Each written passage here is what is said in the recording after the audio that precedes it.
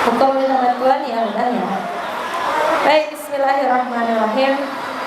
Allahumma anfa'na bima 'allamtana wa 'allimna ma yanfa'una wa zidni ilman. Rabbi zidni ilman warzuqni fahman wa amalan mutaqabbal. Hukum meniru kaum kafir, macam dan dampaknya. Ada hukumnya atau dalilnya. Kalau berbicara tentang hukum sudah pasti dia halal haram. Halal haram. Tapi kalau rupa-rupanya, rupa-rupa bentuk halal keharamannya, kemudian dampaknya, dampak dari meniru tersebut apa? Pertama kita akan membahas hukum mengenai hukum meniru kaum kafir dalam hal-hal yang menjadi kekhususan mereka atau adat mereka, itu baru haram. Diulangi, hukum atau hal-hal yang kita tiru dari orang-orang kafir yang menjadi kekhususan mereka, kekhasan. Tahu nggak khas? Kekhususan, kekhasan mereka. Kekhasan mereka itu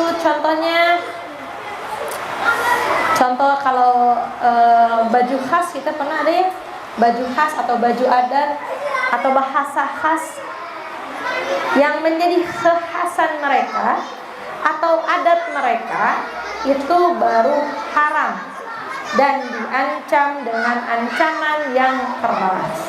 Karena itu, kenapa jadi haram? Kenapa coba? Biar betul. Kenapa meniru mereka itu jadi haram?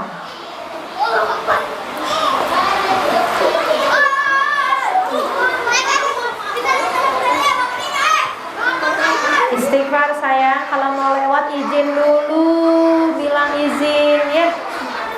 Kenapa menjadi haram? Ya itu penyebabnya. Haram karena menyerupai. Kenapa? Karena itu bentuk wala terhadap mereka. Pernah diajarkan wala apa? Wala teh, wala wal bareng, wala teh apa? Mendukung, loyalitas terhadap orang-orang kafir. Karena mana mungkin kita meniru yang tidak kita loyal kepadanya, yang tidak kita ngefans kepadanya. Berarti tidak boleh tuh meniru hal apapun yang menjadi kekhasan mereka dan menjadi adat istiadat dari mereka. Apalagi soal urusan agama. Kalau urusan agama bukan lagi tasyabuh, itu mah syirik. Bukan lagi bentuk tasyabuh, tapi bentuk syirik. Ini mah perkara kekhasan mereka, perkara adat-adat mereka saja, adat istiadat mereka saja. Kita tidak boleh menyamai pakaian, kan menjadi adat. Kemudian kebiasaan, apalagi sifat, karakter, nah itu menyentuh. Kesukaan mereka, hal-hal yang sering mereka lakukan. Contoh, Valentine. Valentine haram, bukan dan sirik, enggak sirik mah, tapi itu perbuatan tasyabuh atau perbuatan menyerupai orang-orang kafir, karena orang-orang kafir melakukannya tanpa sebab. Dinamakan taklid. Tahu taklid? Jangan sampai kita tuh jadi orang Islam itu taklid. Taklid itu kebalikannya ittiba. Kalau taklid ini mengikuti sesuatu hal tanpa dalil. Kumaha ramena ikut-ikut aja, itu taklid. Apalagi taklid buta. Karena ngefans, karena suka, pokoknya ikutin. Tapi dengan ittiba beda. Ittiba itu mengikuti karena dalil.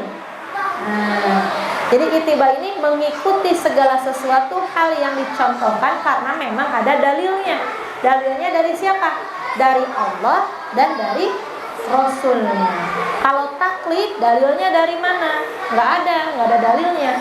Hanya ikut-ikutan saja. Karena ramai orang melakukannya, kita ikut. Itu namanya taklid. Kita jangan sampai jadi orang yang taklid. Bukan so kritis ya. Mana dalilnya? Karena takut taklid. Contoh yang lagi hangat kemarin.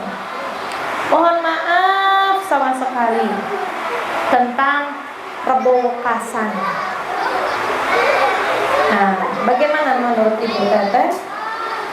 Ini ada tasyabuh, ada syirik, ada ya. Taklid bisa menghasilkan bid'ah. Ittiba menghasilkan sunnah. Ittiba menghasilkan atau mengamalkan sunnah. Kalau taklid akan menghasilkan bid'ah atau sesuatu hal yang baru dalam beragama yang tidak ada dalilnya dan tidak ada contohnya. Terus tuh beda ya, syirik, tasyabuh sama bid'ah. Bid'ah ini perkara agama. Tasyabuh itu adalah sesuai adat kebiasaan mereka. Bukan hal agama, tidak, tapi hanya menyerupai. Semisalnya gaya pakaian mereka atau gaya rambut mereka, kok kita ditiru, itu teh tasyabuh. Jadi harus terus mentolak belakangnya. Contohnya, koza, tahu koza? Kalau laki-laki koza, ngabotakeun sabelah, manjangkeun sebelah, itu koza.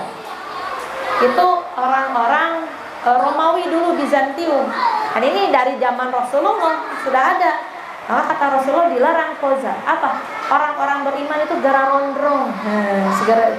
Tapi untuk gondrong parananya hanya di rebonding, bukan sama metal. Sekarang dia karena rambut Rasulullah segini. Tapi ganteng mah gantengnya hari kita mah. Orang Indonesia cocok tidak dengan rambut gondrong disebut neng. Kenapa? Tidak jangkung badan. Asal jangan memendekkan sebelah, memanjangkan sebelah. Itu koza, itu bentuk tasyab.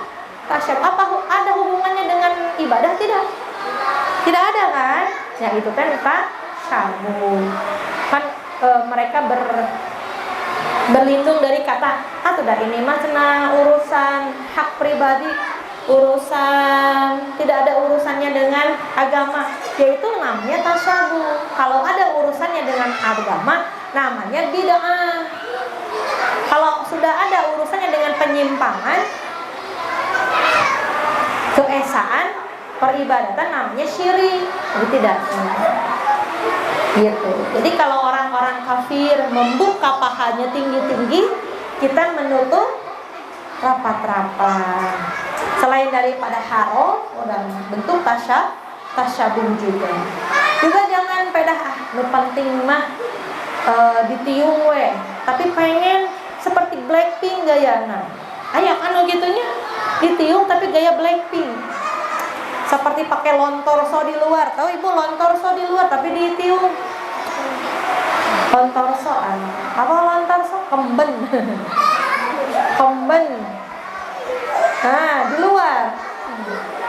Kan meniru orang-orang kafir. Nauzubillah min dzalik. Tuh ya. Macam-macam meniru orang kafir. Ini mohon maaf tapi ini saya harus sampaikan kebenaran ini ya. 1. Meniru dalam ajaran atau bagian dari agama mereka. Seperti membangun tempat peribadatan di atas kuburan.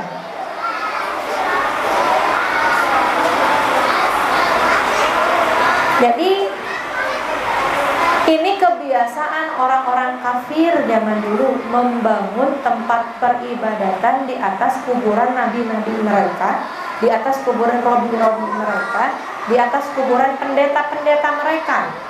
Kata Aisyah radhiyallahu anha dari hadis riwayat Al-Bukhari, la'anallahu yahuda wan nasara atakhudhu qubural anbiya'ihim masjidan Allah melaknat orang Yahudi dan Nasrani karena mereka menjadikan kuburan-kuburan nabi mereka sebagai tempat ibadah. Tidak boleh sholat di kuburan. Di kuburan hanya boleh doa, apapun bentuknya. Dan Rasulullah pernah camping, you know camping, bermalam di pinggir makamnya Sayyidah Khadijah, tapi tidak sholat. Rasulullah hanya berzikir dan berdoa dan curhat.